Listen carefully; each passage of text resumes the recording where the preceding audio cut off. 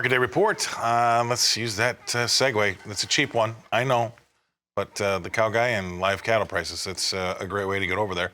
Why don't we take a look at what the Chicago market's got for us when it comes to live cattle.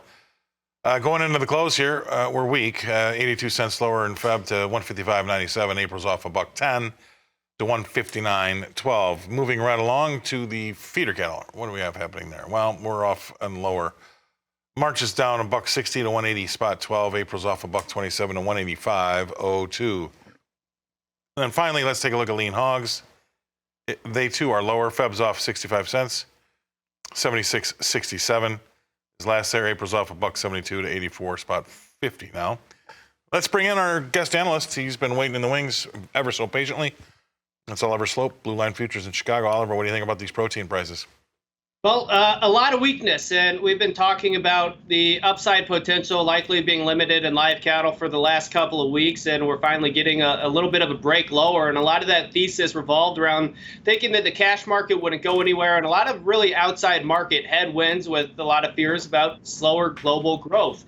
And I think that's starting to kick into gear. We've got the Commitment of Traders report last Friday showing funds long about 95,000 contracts. That is the biggest net long position they've had in about 3 years. So I think that's what really helped cap the upside. Now you're seeing the cash market steady to a little bit softer, and you're spurring some long liquidation ahead of tomorrow's cattle on feed report. Now, with that said, I don't necessarily think that we're going to fall out of bed. I think the April contract sees pretty good support near 158, 158.50. That represents the 50-day moving average as well as trend line support. So if we continue to pull back to that pocket, I think there might be some value there. But I think ahead of the cattle on feed report, it's kind of a risk-off trade.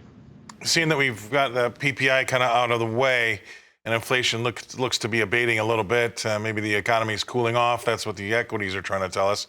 Is that a risk to some of these protein prices going forward? We got about 30 seconds. Yeah, I think it very well could be. Obviously, the Fed speak and pricing in what the Fed is going to do in the futures is going to be a moving target. But I think things will probably even out. Prices they're still going higher, just at a slower pace. So that's still a little bit of a headwind for some of these markets. It'll be interesting to see. I mean, I think all I want to do is remind myself about cotton last year, because you had every reason to want to buy it, right, and get long, and everybody got out over their skis, and then we lost our demand from China, and then suddenly that short crop wasn't so short anymore, and I want to make sure that folks don't fall in that trap again with cattle. All right. Thank you very much, Oliver. That's great stuff. Oliver Sloup, Blue Line Futures in Chicago.